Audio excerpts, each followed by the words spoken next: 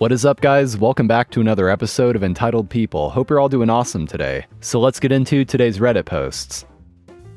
I will never forget the sound of this customer hearing her name screamed back at her. I work in telecom. At the time this happened, I was in a role doing cell phone tech care and got a call from a woman who was pissed and demanding a replacement phone for her Galaxy S8 because, quote, the Bluetooth doesn't work. After some questions, I managed to figure out the reason she was convinced of this. My S7 worked just fine with my car, but the S8 won't. I asked if she had performed the first-time Bluetooth pairing before, and she said, "No, but I don't have to. It's supposed to just work." She was loud and snappy through the entire thing. She eventually told me her dealership had set this up the first time. I asked some general questions about her car and where she might find the settings, and she steadily got louder and louder, insisting that her car had no such options or buttons for Bluetooth. I tried to recommend she contact her car dealership, since they had set it up the first time. But this got her even more heated, and she continued to yell that this was our problem, because it worked before. Eventually, I found a YouTube how-to video showing where the button was. It was one of those voice control buttons on the steering wheel, and we were able to get the phone paired. Once the pairing was complete, a voice said, "Please record a nickname for this device." She was still angry, and shouted her name at the car with the same tone she had been using with me for the entire phone call. The car then said, "Is this correct?" and played the clip of her shriek back to her. I still remember the exact tone of voice and her full name, although this happened over a year ago. After this, she got really quiet for a moment, then said in a quieter but still very unpleasant tone, "Well, that just sounds awful." She did not apologize, but she got quiet and uncomfortable, and we ended the call shortly after that. I like to think that she never learned how to re-record that clip, and has to hear her car scream her name back at her every time she has to mess with her car's Bluetooth. It never fails to make me smile. You're mad at me over your gambling problem? About 25 years ago, I registered mylastname.com for my personal use. I mostly use it as an email server for my family. Unfortunately, there are many businesses around the world that use mylastname.their country code for their websites and email. As such, I regularly get business emails sent to my server. Most of the time, this just bounces, but sometimes they happen to match the name of a user or former user of my mail server. As all of the companies have been polite so far, I routinely forward business-related email to the correct addresses.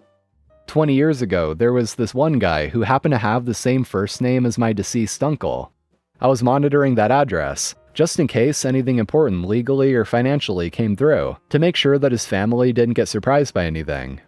The guy who decided to use that for his address had a serious gambling problem. I was getting emails from several gambling sites, often multiple times per day, with transaction records for large, at least from my perspective, deposits.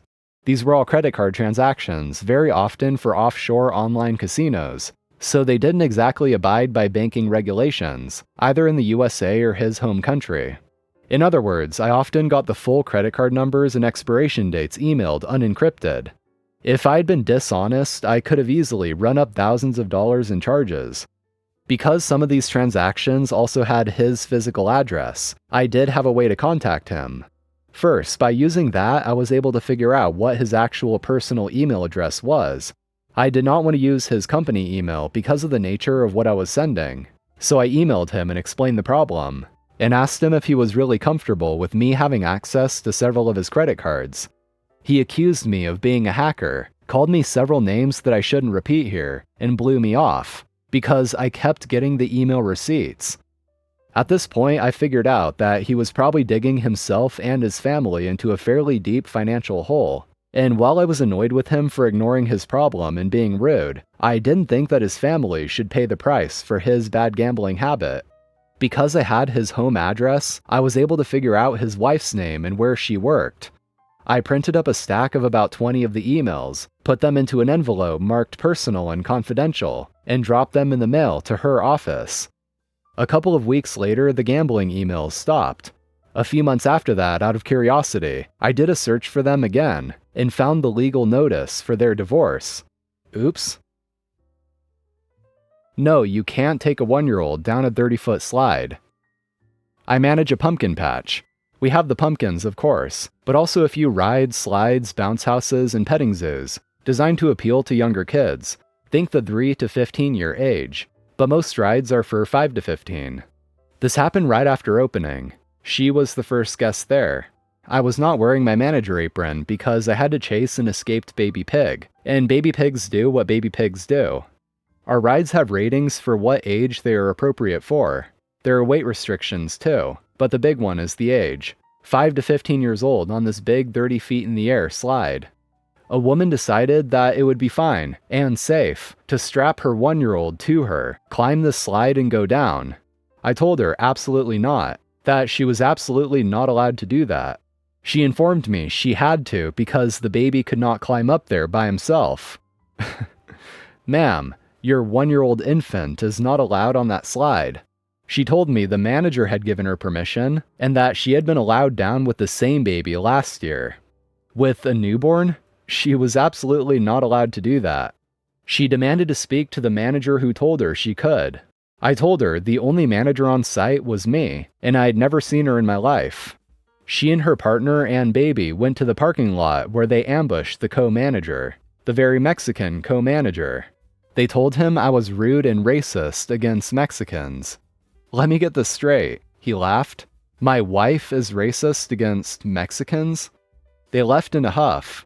They called the owners, who told them if they couldn't follow the rules to stay the hell off of their lot. Guest over entitlement and attacking staff member. Hey everybody, so I'm sharing an experience that happened to me today at work. I'm a front desker at my hotel, which is a low-tiered luxury hotel. This past week, we recently opened our rooftop bar, which has been majorly successful for the most part, as we also had 2 separate wedding parties at our 118-room hotel. Today though, there was so little traffic upstairs our bartender was told to leave and head over to our sister property, which needed bartending. About 10 minutes later, our bartender has come down to punch her times and give me a plate of food that was left over. She always hooks me up because we both worked at BWW years ago together. We have a woman come down and slams her fist on the counter to get my attention. I'm in the back room printing out my paperwork while speaking to the bartender about the day's traffic and how she had to deal with a rude guest, prepay authorization forms, the usual boring stuff, and come out to see what I can do to help. Let's just call this guest Karen because that's literally what she was. She's with 2 men and tells me it's unacceptable that the bar is closed because it's part of the amenities and she paid for the service. I told her I was very sorry, but our owner had requested she move to the other property due to low traffic in the bar, but I would be happy to serve her at our mini bar downstairs in the lobby.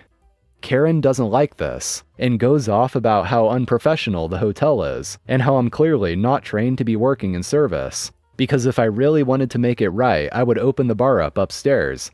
By this last statement, she has begun to yell.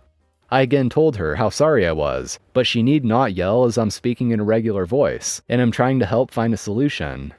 So Karen takes this as an attack, throws her pen and paper at me, and then reaches over the desk and grabs me by the tie and yanks me forward. She tells me she wants the GM's number now. So solely in self-defense, I twist her wrist until she releases her grip, and I released her wrist as soon as she let go. I immediately inform her I'm calling the police, and she needs to leave.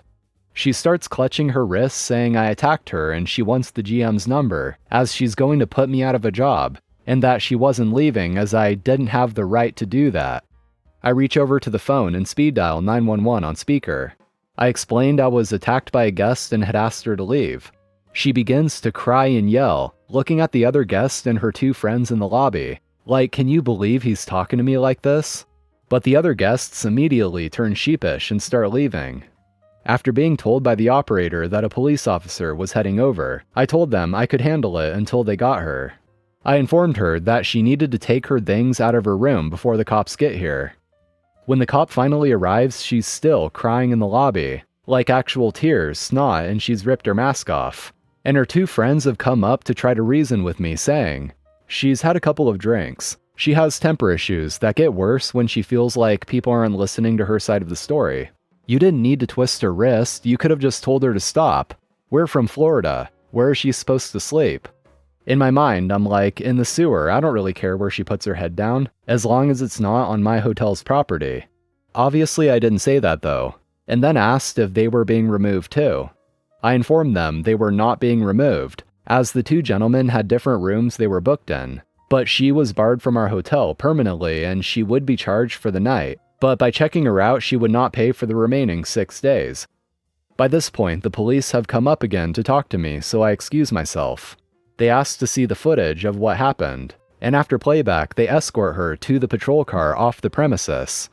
And the lobby is finally quiet again. By the way, the two guests with her were her brothers, apparently. I ruined my coworker's first chance at a vacation in 3 years. My coworker and I share a space. She has been there 3 years, myself 5 months. She is not my boss, but constantly looks over my shoulder, telling me how to change my work. She is rude to the people we work with overseas online.